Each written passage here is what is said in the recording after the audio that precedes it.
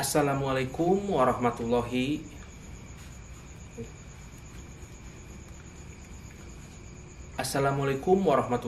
wabarakatuh. Selamat pagi, salam sejahtera bagi kita semua. Sampurasun. Alhamdulillah kita bertemu kembali dalam bentuk video pembelajaran. Walaupun kita sedang dalam posisi berduka, mudah-mudahan kita bisa belajar dan mengambil hikmah dari adanya virus COVID-19 tersebut. Mudah-mudahan dengan pembelajaran ini tidak mengurangi nilai-nilai yang ada ketika di kelas. Sehingga para mahasiswa sekalian, kita dapat berdiskusi kembali dalam sistem pembelajaran. Pada saat ini, supaya kita lebih tertarik untuk mempelajari konsep-konsep yang ada, yaitu mengenai demokrasi, silakan para mahasiswa sekalian untuk melihat tayangan film yang akan saya berikan kepada para mahasiswa sekalian. Silakan untuk menyaksikan. Terima kasih sudah menyaksikan film tersebut. Dari film yang ditampilkan, kita dapat melihat bahwa proses demokrasi di Indonesia itu tidak semulus jalan tol. Akan tetapi proses demokrasi di Indonesia itu ada kalanya naik, turun, jatuh, bangun seperti itu. Bahkan ketika pada saat zaman Orde Baru menyatakan adalah sebuah demokrasi semu. Jadi seolah-olah demokrasi, padahal di belakangnya ada kebobrokan, di belakangnya ada hal-hal yang harus diperbaiki seperti itu. Walaupun kita jangan melihat secara picik bahwa ketika Orde Baru mungkin ada hal-hal yang dapat kita ambil pelajaran. Seperti itu. Untuk mempelajari konsep demokrasi ini lebih dalam, kita akan gali konsep demokrasi ini berdasarkan dari makna dari demokrasi itu sendiri. Kita akan gali berdasarkan artinya. Karena ada istilah, what is the name? Apalah arti sebuah nama? The name is prayer. The name have meaning. Jadi apalah arti sebuah nama? Nama itu adalah doa. Nama itu memiliki arti. Makanya kita akan teliti dulu supaya kita lebih memahami tentang konsep demokrasi tersebut, yaitu dari segi maknanya, dari segi artinya. Demokrasi berasal dari bahasa Latin, terdiri dari dua kata, ada demos dan kratein atau kratos. Jadi kalau demokrasi itu artinya adalah rakyat, dan kratos atau kratein itu adalah artinya pemerintahan. Jadi pemerintahan rakyat yang tertinggi itu berada di tangan rakyat. Bisa dinyatakan secara istilah dari makna demokrasi tersebut bahwa demokrasi artinya pemerintahan untuk rakyat, yaitu pemerintahan yang rakyatnya memegang peranan yang sangat menentukan. Jadi rakyat itu adalah yang akan menentukan negara ini mau dibawa kemana. Karena yang namanya konsep Pancasila itu adalah berasal dari kehidupan rakyat, digali dari kebiasaan adat istiadat rakyat Indonesia itu sendiri. Kemudian kita akan gali secara konsep dasar demokrasi. Konsep dasar demokrasi itu ada 3, yaitu dari rakyat, oleh rakyat, dan untuk rakyat. Jadi demokrasi itu segala sesuatunya dari rakyat, kemudian oleh rakyat dan untuk rakyat. Dalam artian yang menjalankan negara ini itu dari rakyat, kemudian oleh rakyat, kemudian untuk rakyat. Segala sesuatu yang dilakukan oleh para pemimpin kita yang ada di Jakarta sana itu adalah untuk rakyat. untuk kemajuan rakyat. Seperti itu. Kemudian ada terminologi mengenai demokrasi. Kehidupan negara atau masyarakat di mana warga negara dewasa turut berpartisipasi dalam pemerintahan melalui wakilnya yang dipilih. Jadi ada wakil-wakilnya yang dipilih. Seperti itu. Kenapa harus ada perwakilan? Karena Indonesia itu adalah sebuah daerah yang sangat luas. Dari Sabang sampai Merauke, dari Miangas sampai Tanah Rote, itu sangat luar biasa luas. 6 derajat lintang utara sampai 11 derajat lintang selatan, 95 derajat bujur timur sampai 141 derajat bujur timur. Bahkan kita memiliki 3 daerah waktu Indonesia Barat, waktu Indonesia Tengah, dan waktu Indonesia Timur. Indonesia sangat luar biasa kaya, beragam suku, beragam bahasa. Jadi kalau kita tidak ada perwakilan, sangat susah untuk semuanya berpartisipasi. Jadi ada yang mewakili. Makanya ketika memilih wakil-wakil rakyat yang akan duduk di pemerintahan, adalah wakil-wakil rakyat yang harus terpilih, yang dia berasal dari rakyat dan tidak akan mengkhianati dari pesan-pesan yang diberikan oleh rakyat. Kemudian konsep terminologi yang kedua, pemerintahannya itu yang mendorong dan menjamin kemerdekaan untuk berbicara. Kemerdekaan berbicara ini digaungkan ketika zaman reformasi. Kalau dulu banyak pers-pers, media-media yang sedikit bertentangan dengan pemerintahan pada saat Orde Baru, maka dia akan dibredel. Ada departemen penerangan. Jadi semuanya itu harus melalui sensor yang ketat, dan kalau ada yang aneh-aneh, yang nyeleneh-nyeleneh, maka dibredel. Kalau untuk sekarang, kebebasan berbicara itu sudah lebih baik daripada zaman Orde Baru. Kemudian yang kedua, menjamin kemerdekaan untuk beragama.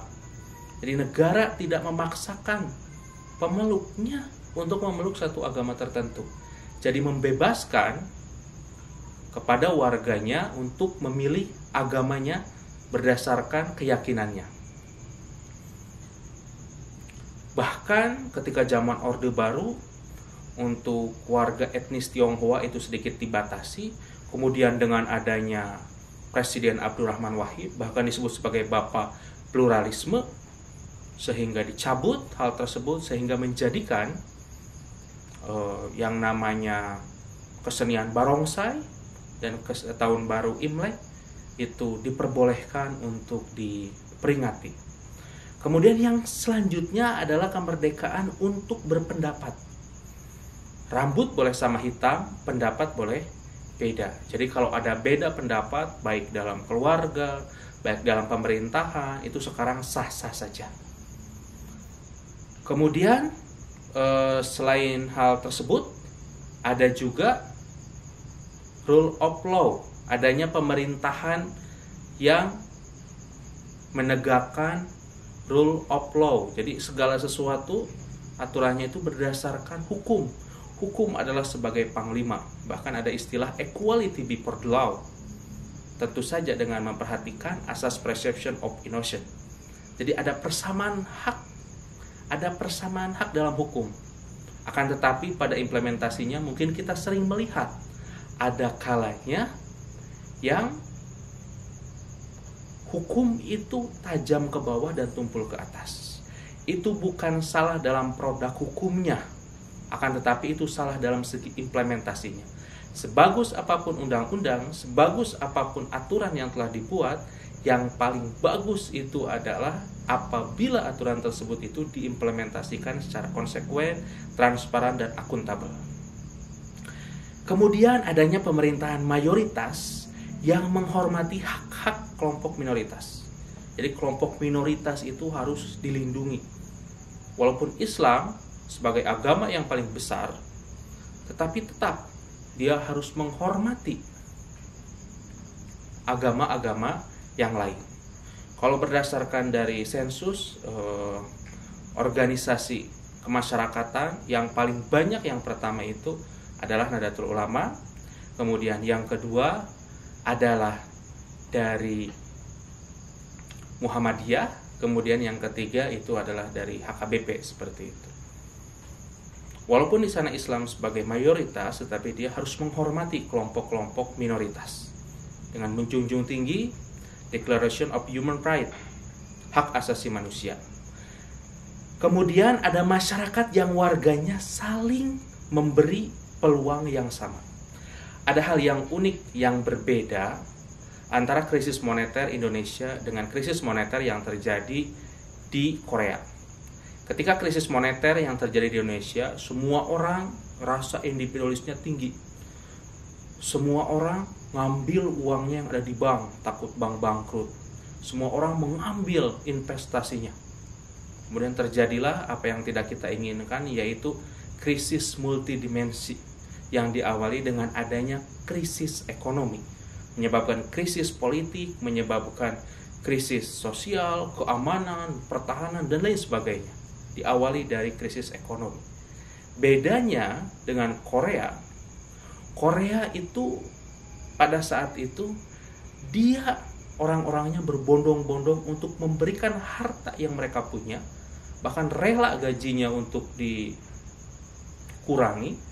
Itu menurut yang dikemukakan oleh Prof. Choi dari Chonbuk University, seperti itu. Mereka mengeluarkan semua uangnya berbondong-bondong, memberikan kepada negara supaya negara tidak kolaps. Yang menyebabkan apa? Sehingga yang namanya Korea Selatan itu tidak jadi krisis moneternya. Berbeda dengan Indonesia yang kita untuk pulihnya itu sangat lama. Karena kita lebih mementingkan segi individualisnya. Kalau mereka orang individualis, tetapi ketika negara membutuhkan, mereka melakukan apa yang seharusnya dilakukan. Bahkan menurut John F. Kennedy, jangan tanyakan apa yang negara berikan kepada kamu, tapi tanyakan apa yang kamu berikan kepada negara. Seperti itu. Kemudian mengenai perkembangan demokrasi, demokrasi itu ada dua, ada demokrasi langsung dan ada demokrasi perwakilan. Demokrasi langsung dalam artian rakyatnya itu memilih secara langsung.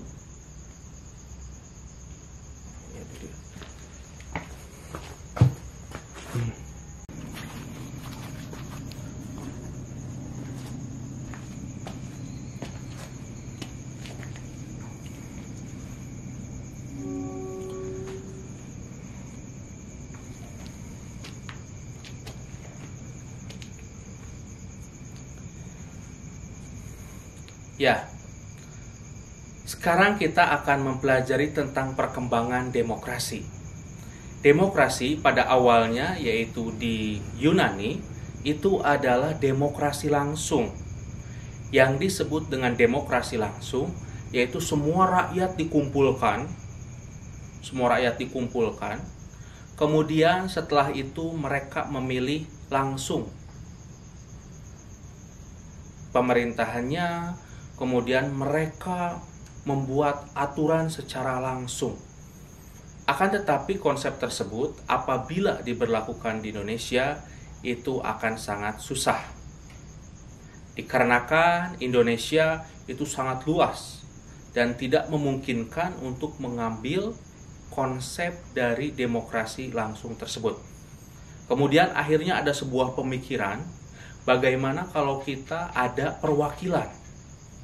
Jadi yang disebut dengan demokrasi perwakilan. Walaupun demikian, demokrasi perwakilan itu seringkali memilih wakil-wakil yang kurang kompeten. Bahkan lebih cenderung zaman dulu itu, mudah-mudahan sekarang tidak ada. Kalau ada berarti harus diberantas. Ada yang disebut dengan politik uang. Jadi yang berkuasa nanti yang akan menjadi wakil-wakil rakyat itu adalah mereka yang banyak uang. Seperti itu. Jadi ketika kita memilih wakil-wakil, itu memang harus mewakili dari kelompok-kelompok kita. Harus mewakili dari keinginan-keinginan semua rakyat Indonesia. Kalau memilih pemimpin yang diawali dengan adanya politik uang, mereka itu nanti akan mencari uang kembali. Seperti itu. Kemudian istilah primer demokrasi dalam bidang politik, sedangkan istilah sekundernya digunakan juga di bidang ekonomi, sosial, dan budaya. Jadi ada hal tersebut. Kemudian selanjutnya gagasan dasar pemerintahan demokrasi. Yang pertama, pengakuan partisipasi di dalam pemerintahan. Dalam artian di sini misalnya pemilu secara bebas dan rahasia. Bebas dan rahasia dalam artian bebas untuk memilih siapapun dan rahasia. Jadi ada biliknya, kemudian dia mencoblos di sana, jadi dalam bentuk rahasia. Jadi ada istilah curdil dan luber atau luber dan curdil. Langsung, umum, bebas, rahasia, jujur, dan adil. Konsep-konsep itu harus dilakukan ketika pemilihan umum. Kemudian yang selanjutnya yaitu pengakuan hakikat dan martabat manusia. Misalnya tindakan pemerintah untuk melindungi hak asasi manusia demi kepentingan bersama. Walaupun sejarah masa lalu kita memang ada sebagian kasus-kasus pelanggaran hak asasi manusia. Saya contohkan ketika peristiwa G30 SPKI, kemudian ada juga kasus Marsina, kemudian ada juga kasus Tanjung Priuk, kemudian ada juga kasus Malari, kemudian ada juga kasus dari pegiat HAM Munir, dan berbagai hal. Mungkin ketika krisis 98 ada penculikan aktivis juga yang dikemukakan oleh Kontras, dan sampai sekarang penyelesaiannya masih mengambang seperti itu.